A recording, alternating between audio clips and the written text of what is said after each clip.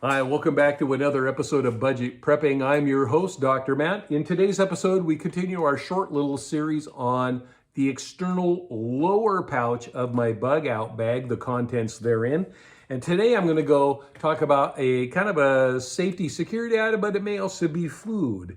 And this is a friend that if you learn this, this would be absolutely amazing. This is actually a slingshot.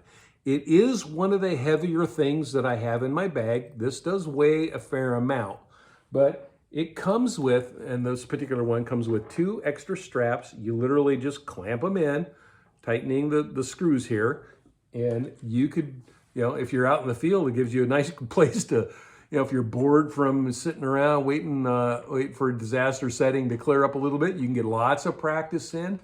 A great way to do that is to take a coat and hang it up off at a distance, say 10, 20 paces, and just practice on that because the coat will give it up. If you've got a canvas tarp, that's actually really cool to be able to do that. But you can practice that way and just go that way. This one comes with, I've got it here, it even comes with little crosshair aiming mechanisms that you can attach on here as well. I've never assembled this, because once I do, then I kind of hurt the rubber. You don't want to stretch the rubber until it's time to use.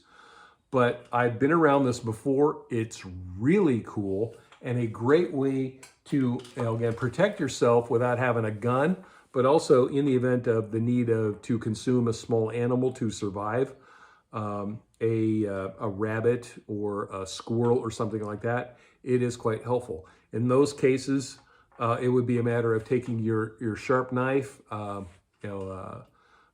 the head off the animal, let it bleed out, and then cut off the skin if you can, and then open up the lower portion below the rib cage and get rid of the guts. And then you could skewer that and roast it on a fire in a rotisserie manner.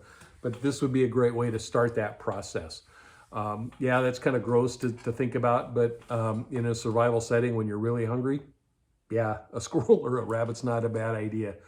But this also brings to the point the importance of, again, having multiple options that you can use at your disposal in those settings. Now, in my case, my bag is supposed to be a 3-day kit. I've got 3 days of food, so hopefully I would never need to use the slingshot in a survival setting. But if I had to, I have it. Now, again, as I've talked about, when that disaster comes, I would probably be in my car. And if I do have to abandon my car, I would lay out my goods and decide with me what I want to take.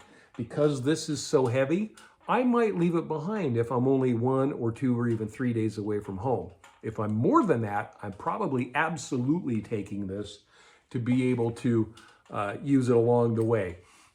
Is it good for safety? Yes, absolutely, because it does become a weapon. And the particular bag that I've got has a handful of BBs, and I've got, again, them in a bag and a bag.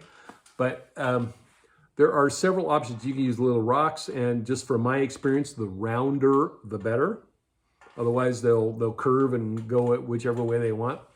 And the closer range, you can really, you don't want to pull all the way back like you would use a big compound bow, but pulling back, a foot or even 18 inches can really, really kick that out to be pretty powerful.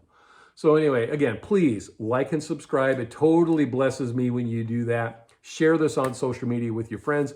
And to be a really super blessing, click on the show more. Follow the links to see exactly the product that I've got here, and then go into Amazon and do all of your normal shopping that you have to do. You don't even have to buy this, but it does bless me when you enter Amazon through my portal.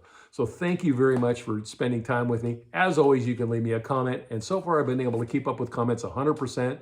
So with that, I'll sign off. We'll see you next time.